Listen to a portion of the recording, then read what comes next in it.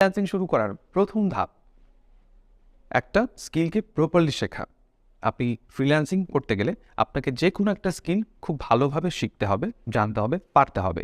And then আপনি ওই স্কিলটাকে sell করে আসলে ফ্রিল্যান্স মার্কেট প্লেসে কাজ করতে পারবেন।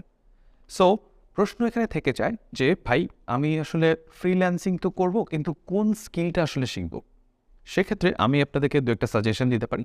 যেমন আপনারা যদি ডেটা এন্ট্রি বা রাইটিং রিলেটেড কোনো কাজ করতে চান, সেক্ষেত্রে আপনাদেরকে মাইক্রোসফট অফিস বা গুগল ডক, স্প্রেডশিট এই টাইপের জিনিসপাতিগুলো শিখতে হবে।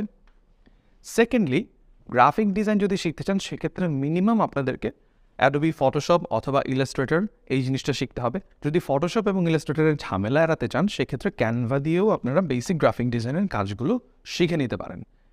থার্ড সেটা হচ্ছে ডিজিটাল মার্কেটিংয়ের জন্য আপনারা কী শিখবেন। ডিজিটাল মার্কেটিংয়ের জন্য প্রথমে শিখতে হবে আপনাদেরকে এসইও, সার্চ ইঞ্জিন অপটিমাইজেশন। এই